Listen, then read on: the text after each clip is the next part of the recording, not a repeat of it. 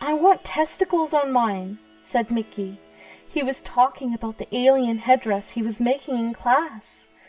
At the time, of course, I held it in, and then laughed like a hyena when I shared the story in the staff room. To Mickey I said, "I think you mean tentacles," and I drew a few tentacles to give him some ideas. He shrugged and went on stapling things to his cardband. At the end of the day, the children left their works on their table. My eye fell on Mickey's headdress and stayed on it, boggling. He really had put testicles on it. What did it mean? I thought of abuse, but then it occurred to me that these alien testicles were not modeled on a grown man. I called Mickey back from the coat pegs. "I think I should take this off your headdress," I said, brandishing my staple remover. "I want them there," he said. "I don't think so, Mickey. Is there something you want to tell me about this?" He shuffled his feet. "No, Miss Thomas." "All right," I said. "Let's go and find your mom." I wouldn't normally go to a parent's house for a simple case of lewd body parts and artwork, but this was different. Mickey was acting so strangely. I was sure there was more to it. I expected his mother either to laugh or be shocked.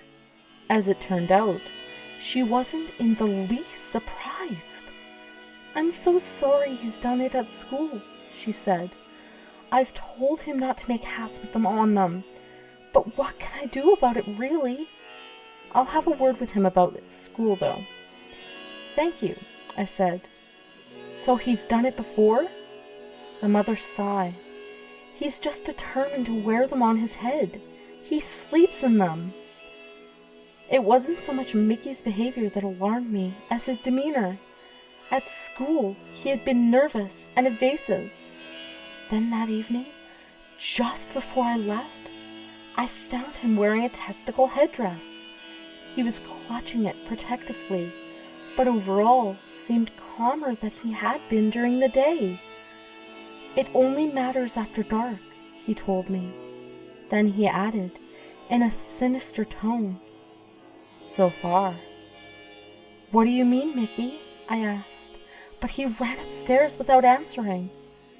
It was on the same evening that I found the other thing, but I didn't connect it with Mickey just yet. After all, what could a dead body have to do with a boy deciding he must have a card or papier-mâché testicles on his head? It was getting dark, and it was by my bedroom window when I saw Miss Brown lying on her back in the garden. I called to her, then ran down in my dressing gown when she didn't move. There was no need to go into her garden. I could see over the fence that she was not only dead, but mutilated. And how it had been done, I could scarcely imagine. There were egg-sized holes all over her body, including one where her left eye had been. And sticking to these holes was a pus-colored slime. Acid, perhaps? But it seemed to me that her flesh had been pushed outwards, not inwards. Evidently, I thought about a lot before I screamed, threw up on my tulips, called the police, and cleaned my teeth.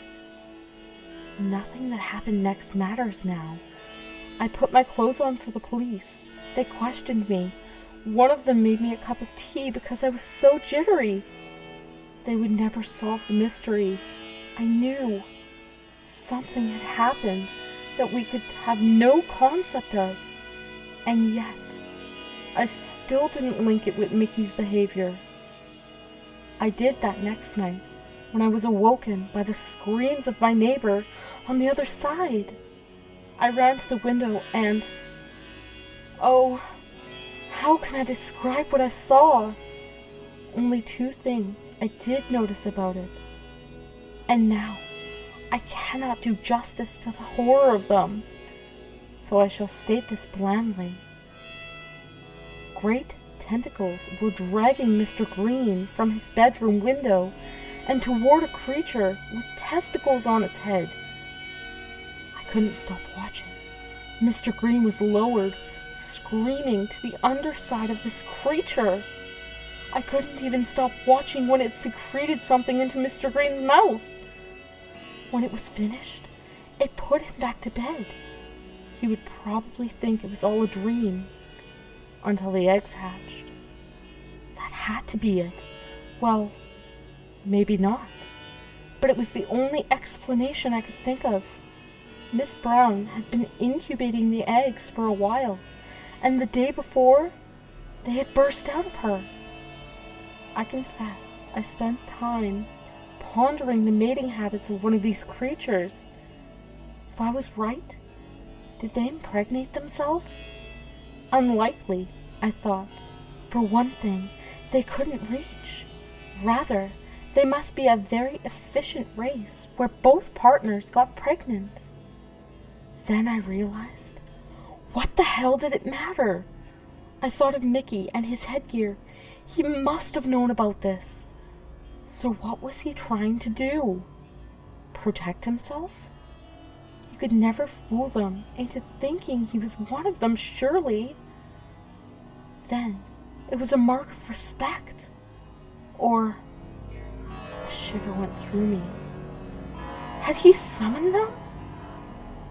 All I knew was this. I had to make my own testicle headdress, and fast. My troubles, insignificant as they may be, really started when Mickey took to wearing testicles on his head at school. The next day, I was summoned to the head teacher's office. "Miss Thomas," he said, his eyes on stalks, glaring at the point just above my head. "I was going to ask you why you didn't discipline Mickey over this hat business, but—" "Oh, I understand," I said. "You're quite right. This isn't suitable headgear for a primary school teacher, normally. But if I can just explain."